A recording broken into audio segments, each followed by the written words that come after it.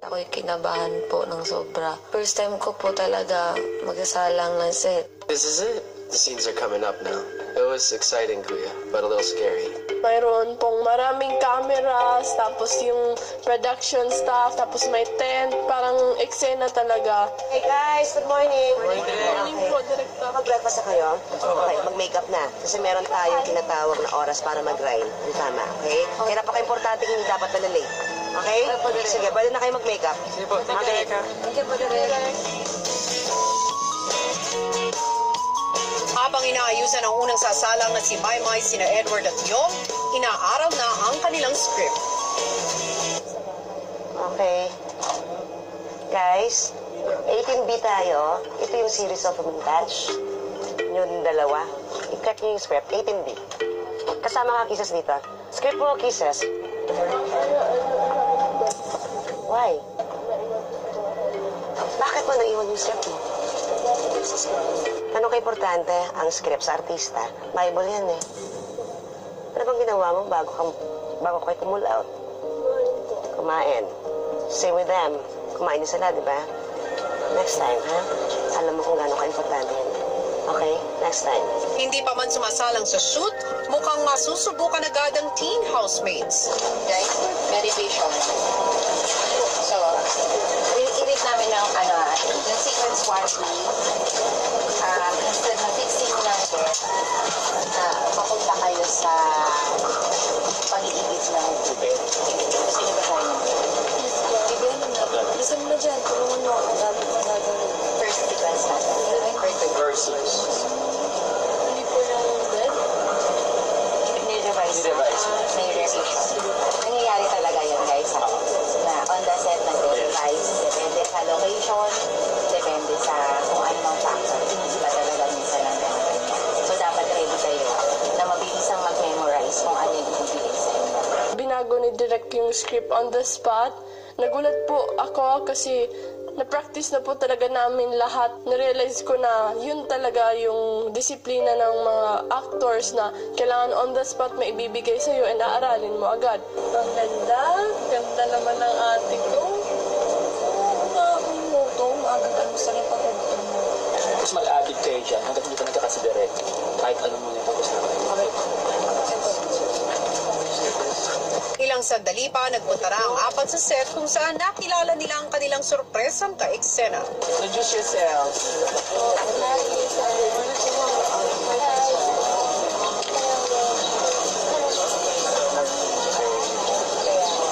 Hanggang sa nagsimula ng kuna ng unang eksena. So, game. Okay, sequence. All I need for this shot is my mind. Pasok na kayo muna sa akin. Patay ito. Kinakabahan ako, kuya, kasi si Ma'am Yayo yun. My gosh, artista man yun. Nanay ko pa siya. Anong sinasabi mo? Ang ganda ng araw. Oh, kasing energy Ang ganda ng...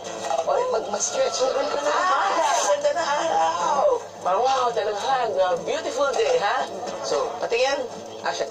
What a beautiful day! Natural. Ayaw mo makita si Maymay. Nakikita si Maymay. Sino ikaw? Si Ikay po. Okay. Okay, action. Ay, ang ganda ng araw. Kasing ganda ko. Kasi siguraduhin ko ng araw na to ay magiging maganda. Okay. Kung malalang po anong mga taping-taping eh. Basta nakita ko po si Direk Rory na lang pa si Direk Tak. Ang gagawin ko na lang siguro ay makinig talaga. This is it. This is the day! Ready! Roll it. Right! Right! Where'd you go? Action. Action!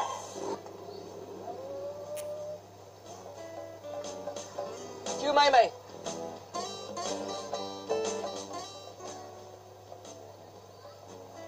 Ang ganda ng araw.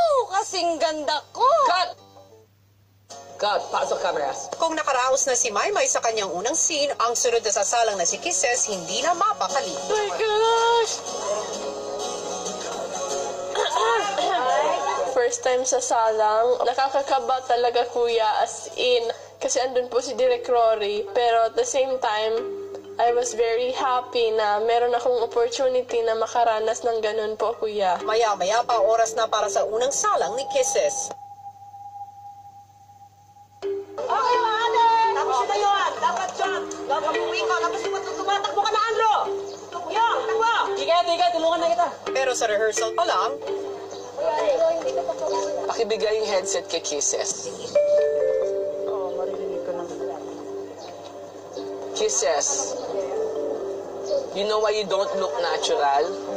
Because you keep smiling. So stop acting like you're a social person there, smiling and speaking Tagalog with some twang. Maging natural ka, okay? Nung sinabi niya po kuya yun, na-challenge talaga ako na trabahuhin ko po kuya yung gusto niyang ipagawa sa akin. Yun talaga yung pagkukulang ko. So kailangan aralin ko, gawan ko ng paraan kuya. Tapos na yung boses mo, ibahin mo. You're not a baby. You're 16 years old, so stop acting like a baby. Kung ano ang natural ng character mo, work on it. Okay, go. Bigay yung headset kay ano. Si Kisses, as a person, is sobra siyang sheltered sa buhay. Sa totoong buhay, parang lahat perfect sa kanya eh. Hindi siya in touch with the real world. sa susunod na eksena, si Direk Rory tutok pa rin kay Kisses. Ate! Oh, baby! Nakalimutan ko sabihin sa'yo kahapon. Ako yung pinakamataas na for sa math quiz. Hindi natural.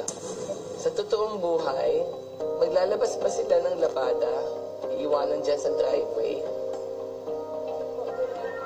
Hindi siya marunong ang mga kilos na sa community, hindi niya alam. Action! Alam mo ba? Ako yung pinakamataas na Cut. score namin sa akin. Hindi niya dinala yung ano. Okay na kanina. Si Direk, pinuntahan na sila sa set para mas matutukan ang eksena. Action. Kaya siguraduhin ko na magiging maganda ako na... Alam mo ba? Ako pinakamataas sa quiz namin Hindi kahapon. natural eh. Kasi you were inside na, ate! Alam mo, ate, may nakalimutan ko sabihin sa'yo. You can add those little ano to help you again. Mahirap po kung nagkakamali ka sa eksena kasi hindi lang ikaw yung mahihirapan na mag-ulit, kundi yung mga tao, mga co-actors mo, kuya, lahat uulit. Parang gusto mo na hindi ka talaga magkamali. Matapos muna ng kanyang eksena, may tip na ibigay si Direk Rory kay Kisses habang hindi pa siya kailangan sa mga susunod na kukunan. You know what the scene is. Ngayon, do your homework. Di ba what was I talking about? Research, right? Why do we have to be the ones to tell it? Di ba? As I say, study your craft, di ba? You as if you want to be an actor, di ba? Do your research, di ba? Imbes nakababad ka dyan sa aircon, kausapin ng mga tao, mababait ang mga tao. Talk to them, what do they do? Ano yung mga ganyan? Talk to them, see how they talk. Mali yung mga adlib mo eh. So talk to them, expose yourself. Sheltered na sheltered ka. Ay, alam mo naman, hindi ka galing dito, hindi mo alam ang movements. So, pa siyang naging kampante, ay, ito lang lines ko. So, hindi na siya nagsumikap to learn. You have to do your research. You become part of the community. Okay? Go. You can do it. I believe in you. You're an intelligent kid and you can do it. Expose yourself. Go.